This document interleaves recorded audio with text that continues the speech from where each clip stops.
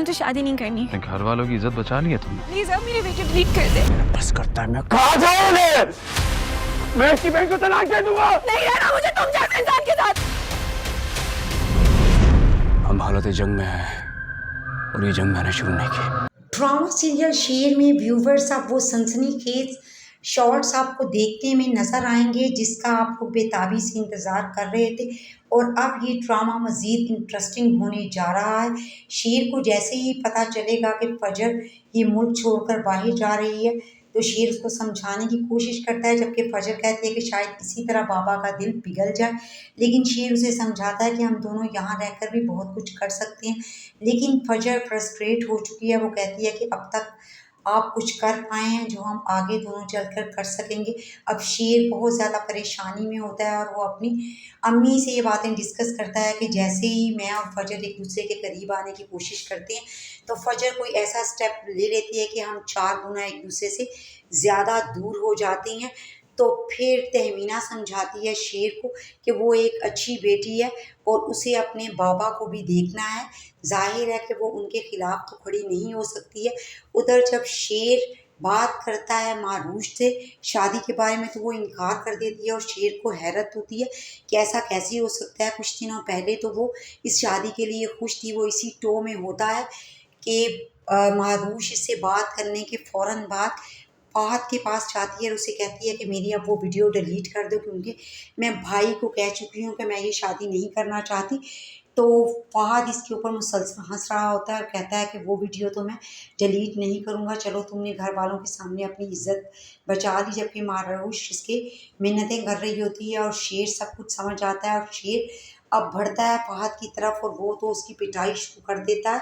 इतने में सब घर वाले भी इकट्ठे हो जाते हैं और वो फहद को छुड़ाने की कोशिश करते हैं। फिर मारूश की सारी सच्चाई घर वालों को पता चल जाती है, जबकि फहद डिटाई से कहता है कि मैं तुम्हारी बहन को तलाक दे दूंगा और उसको छोड़ दूंगा, जिस पर नसीम खुद सामने आ जाती है और वो कहती है कि तुम्हारे जैसे इंसान के साथ रहने से अच्छा है कि मैं अकेली रह लूँ, तुम मुझे छोड़ दो, मैं भी तुम्हारे साथ रहना नहीं चाहती हूँ।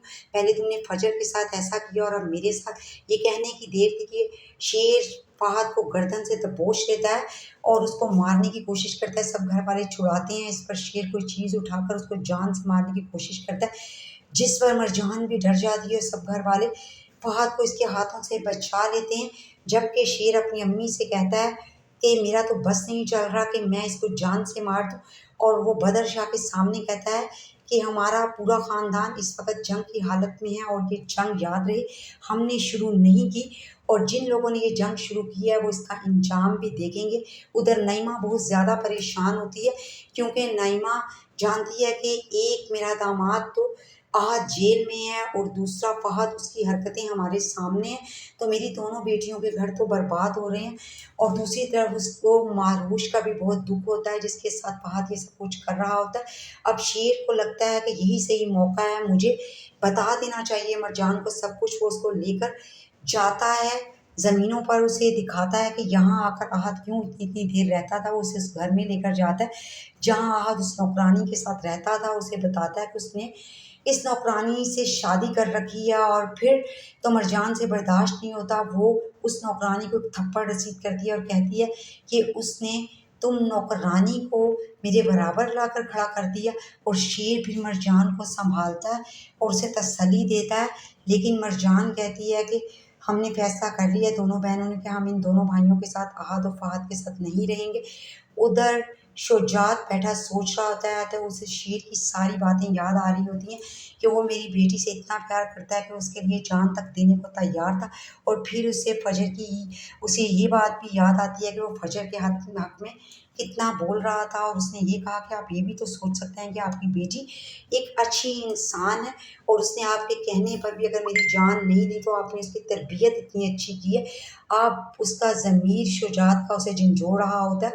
उधर शुजात भी जो है वो ये सारी बातों पर गौर कर रहा होता है और दूसरी तरफ शाहताज क्योंकि डॉक्टर रियाज पर शादी के बारे में सोच विचार कर रही होती है क्योंकि समरा उसे समझाती है कि तुम अपनी ज़िंदगी को इस तरह ज़ाया ना करो।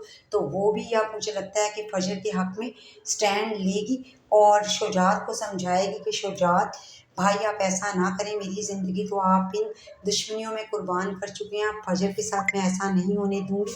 आप उसको घर लेकर आएँ और आका साहब भी ऐसा ही चाहते हैं कि हम अब ये दुश्मनी ख़त्म करें और दोनों ख़ानदान पहले की तरह एक दूसरे के साथ रहें। और समरा फिर प्रपोज़ल लेकर जाएगी ताज बीबी का और डॉक्टर रियाज इसको कबूल करेगा। और जैसे ये दोनों ख़ानदान एक दूसरे के करीब आने लगेंगे तो भला बदर शाह ये कैसे कबूल कर सकता है कि ये दोनों ख़ानदान एक दूसरे के साथ हंसी खुशी रहें, इस क्योंकि उसके दोनों बेटे तो शेर की वजह से अजियत में ज़िंदगी गुजार रहे होते हैं। एक को शेर मारता पीटता है, दूसरे को जेल में बंद करवा देता है। इसलिए अब वो इस चीज़ का बदला फजर को नुकसान पहुंचाकर या उसको किडनैप करके लेने वाला है, ताकि शेर से वो आहत को जेल से बाजियाब करवा सके।